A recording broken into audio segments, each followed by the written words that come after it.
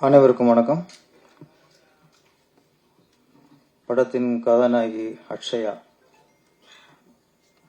இங்க இருக்கவங்க யாருன்னே தெரியலன்ட்டாங்க. யார் பேருமே தெரியலன்ட்டாங்க. என் பேரு பேரரசு. ஆமா, இந்த ஆர்டிகிள்ஸுக்கு யாரு சீஃப் கெஸ்டா வந்தோம்னா சொன்னீங்க, வெளியே சொல்லணும்ல. என் பேரு பேரரசு. ஆமா ஆமா, ரொம்ப நேரம் பேசி போனார்ல ஒருத்தர், அவரு ஆறு உதயகுமார். இன்னைக்கு கம்மியா பேசிருக்காரு. நீங்க அதிர்ஷ்டசாலி.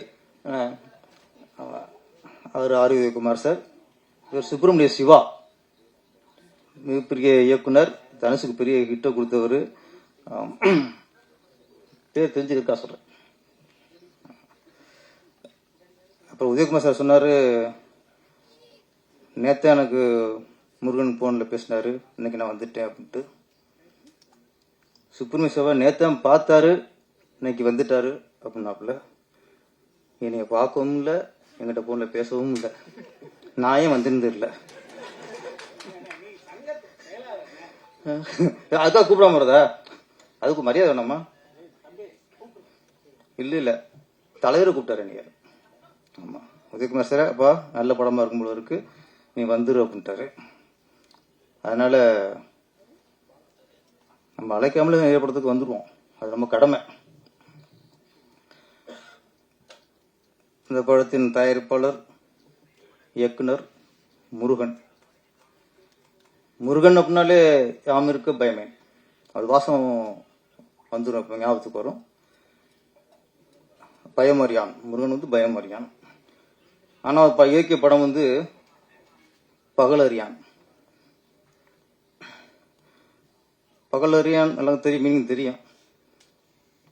பகலே பார்க்காதவங்க தான். இப்போ உள்ள காலகட்டத்தில் நிறைய பேர், இப்போ உள்ள பசங்கள்லாம் உதயசூரியனை பார்க்கறது இல்லை, உதயத்தையே பார்க்கறது இல்லை. எந்திரிக்கிறதே 9 மணி 10 மணி. ஒரு இந்த உச்சி வெயில உச்சி எடுத்து பார்க்குறாங்க நிறைய பேர். அது பகலறியான். சினிமாவில் நிறைய பேர் பகலறியான் யாருன்னா மியூசிக் டைரக்டர் தான். அவங்க நைட்டில் ஒர்க் பண்ணுவாங்க, பகல்லாம் தூங்கிடுவாங்க. நம்ம விவேக் எப்படின்னு தெரியல, பகல் அறிவிங்களா? அப்படி நைட்டு தான், பகல்லாம்